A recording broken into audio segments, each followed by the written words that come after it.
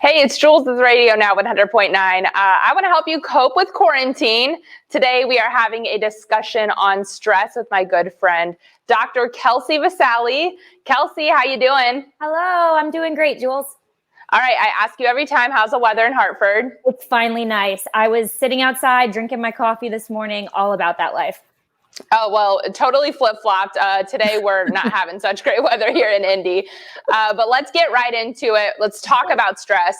This pandemic, it's put a lot of stress on so many of us, having to deal with drastic changes, whether that be working from home, taking on more work, becoming your child's teacher. Maybe you got laid off and you're not sure, how you're going to pay bills.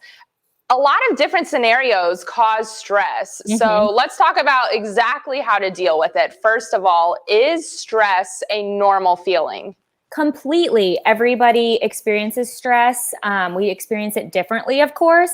But one of the most important things to realize is that there's nothing wrong with you for feeling stressed out.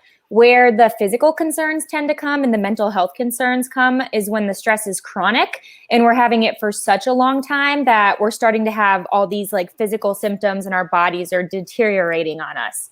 An environment plays such a huge role in this. So during a pandemic, I would expect nothing less than people being stressed. Right. And we know what stress is, but does it look different and feel different for everyone, or is it pretty much the same from person to person? Yes, this is such a fun question because it looks so different for so many people. It can differ based on age, gender, if you've had therapy before, what your personality is kind of set to be like.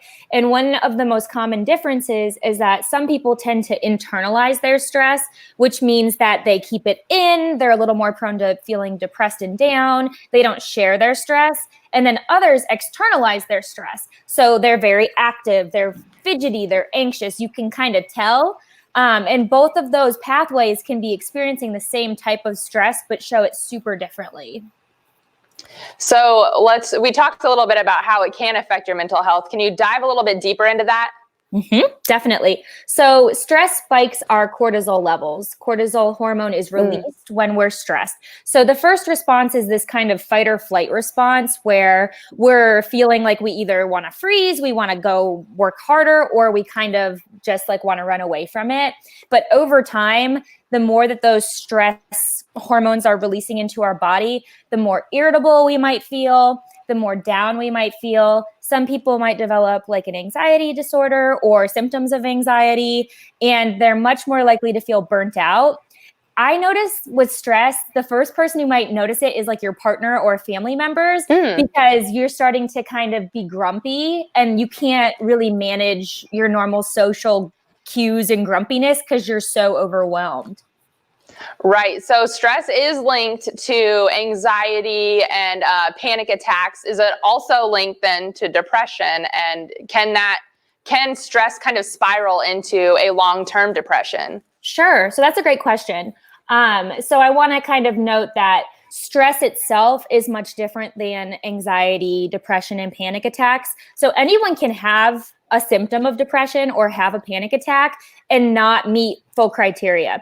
So when we have a panic attack, what you might notice is that your chest is feeling really tight. You feel like you can't breathe, kind of like an asthma attack. But the thought in your head might be, am I dying? You feel so overwhelmed. And so some people have that one time. Some people have that repeatedly, especially during stressful phases. But with the depression piece, what you might notice is that you're actually losing motivation to do things. You're not having pleasure in activities you used to like. And stress can cause a lot of appetite changes. And that's actually a key symptom in depression is either eating way more than usual or wanting nothing at all to eat. Same with sleep. Okay, that is, I know that sometimes when I'm super stressed, I'm laying in bed and I'm like, I can't go to sleep because I can't shut my brain off. Yes. Obviously, stress is going to affect our mental health. And I know sometimes too, when I'm feeling really stressed, I carry stress in my shoulders. And so how does that actually affect our physical health? Definitely. Most of the time when people come to a doctor's office, they're reporting symptoms of stress and anxiety physically. So I'll sometimes notice it in my jaw, that my jaw feels really tight. But other symptoms include, like you said, poor sleep. So either you can't fall asleep or you wake up feeling unrested. Longer term effects of chronic stress can include heightened blood pressure and even heart attacks. That's like way longer. Like the stress has been going on for years, but still a scary kind of stat. And then the most common thing we'll see is stomach pains, kind of gastro issues, and headaches. Okay, so you mentioned like blood pressure and all of that being a long-term effect. Are there any other long-term effects of stress that can really take a hit to our health, both physically and mentally? Yeah. If you think about the relationship piece, let's imagine that you're stressed all the time and you start to damage really important relationships. Yes, that's not a physical symptom, but isolation can have a lot of repercussions and physical kind of manifestations. I didn't even think about that whole aspect of it. Yeah. And I would also like to add that some people might notice their weight fluctuate. Some people might gain weight because their eating habits are becoming more of an emotional eating, which is why I'm so passionate about intuitive eating. And other people might notice they're never hungry because they're so stressed and they might lose too much weight.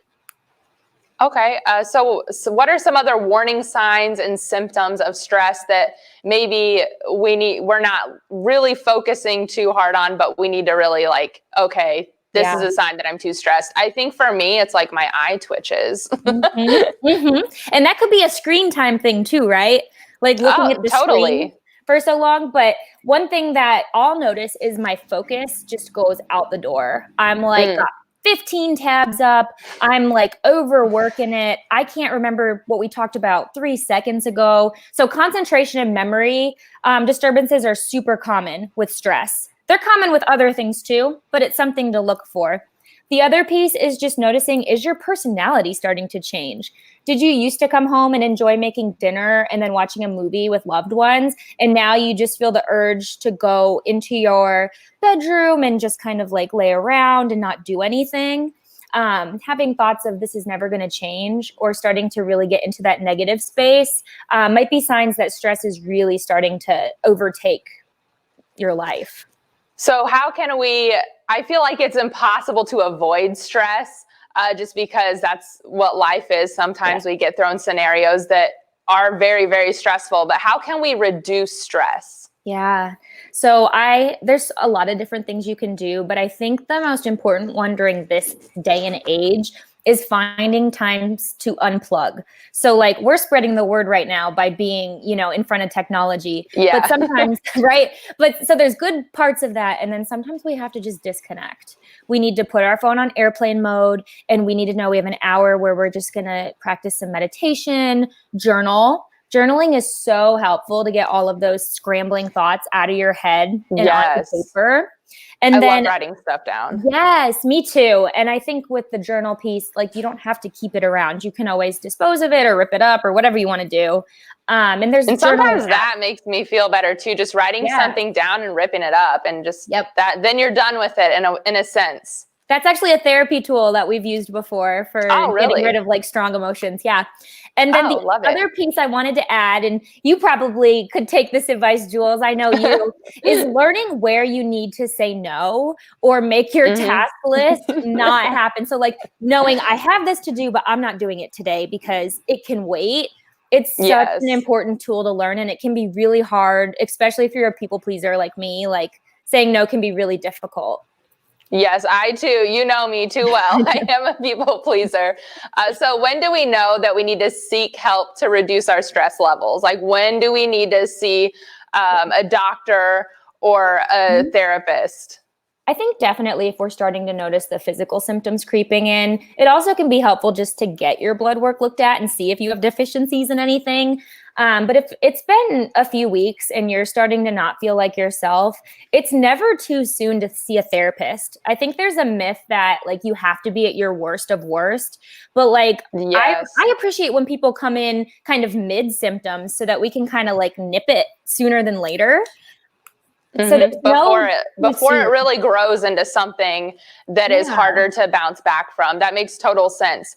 And you mentioned about blood work. Can you elaborate on that? Like, why would I need to get my blood work done about stress? So one thing that we know is that anxiety can look a lot like hyperthyroidism, and depression can look a lot like hypothyroidism. So we always just tell clients, like, I'm not a medical doctor, but I know a lot about the way stuff affects the brain. So we say, go to your doctor and rule out medical issues first. And then we'll work on the stress and coping techniques once we figure out there's nothing medical going on. Wow, I did not realize, I know that the mind and the body, go hand in hand, but I did not know that. Always learning something new with you. Yes. So where can we get help if we're stressed? Yep. Psychologytoday.com is a great place to go because you can put your insurance info in, you can put your location, and everyone, well, not everyone, but almost everyone's offering telehealth right now. So you can meet with a therapist on the screen and not have to worry about going to an office and contaminating things and all of that. I also suggest YouTube. Watch self-care videos. Watch people do their morning and night routines. Pick people that have similar interests as you and learn how to incorporate those tools into your winding down routine.